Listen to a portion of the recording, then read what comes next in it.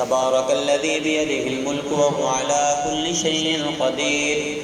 الذي خلق الموت والحياة ليبلوكم أيكم أحسن عملا وهو العزيز الغفور. الذي خلق 7 سماوات طباقا ما ترى في خلق الرحمن من تفاوت فارجع البصر هل ترى من الفتور ثم ارجع البصر كرتين ينقلب إليك البصر خاسئا وهو حسير. ولقد زينا السماء الدنيا بمصابيح وجعلناها رجوما للشياطين وأعتدنا لهم عذاب السعير.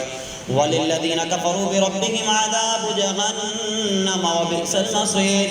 إذا ألقوا فيها سمعوا لها شهيقا وهي تفور تكاد تميز من الغيظ كلما ألقي فيها فوج سألهم خزنتها ألم يأتكم نذير قالوا بلى قد جاءنا نذير فكذبنا وقلنا ما نزل الله من شيء إن أنتم إلا في ضلال كبير. وقالوا لو كنا نسمع أو نعقل ما كنا في أصحاب السعير فاعترفوا بذنبهم فسحقا لأصحاب السعير. إن الذين يخشون ربهم بالغيب لهم مغفرة وأجر كبير. وأسروا قولكم واجهروا به إنه عليم بذات الصدور. ألا يعلم من خلق وهو اللطيف الخبير. هو الذي جعل لكم الأرض ذلولا فامشوا في مناكبها وكلوا من رزقه وإليه النشور.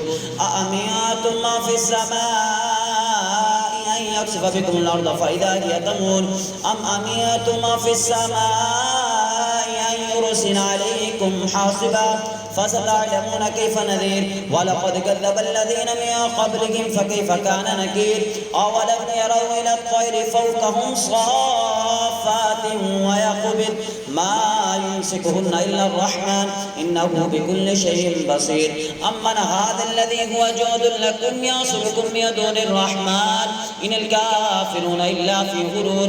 أمن هذا الذي يرزقكم من أمسك رزقه بل لجوا في عتب ونفور. أفمن يمشي مقبا على وجهه يهدى أمن يمشي سويا على صراط مستقيم. قل هو الذي أنشأكم وجعل لكم السمع والأبصار والأفئدة قليلا ما تشكرون. قل هو الذي ذرأكم في الأرض وإليه تحشرون. ويقولون متى هذا الوعد إن كنتم صادقين.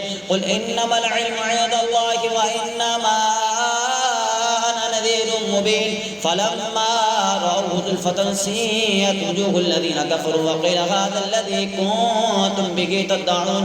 قل أرأيتم من أهلكني الله ومن معي أو رحمنا فمن يجير الكافرين من عذاب أليم. قل هو الرحمن آمنا به وعليه توكلنا فستعلمون من هو في ضلال مبين.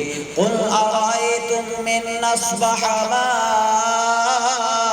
ماؤكم غورا فمن يأتيكم بماء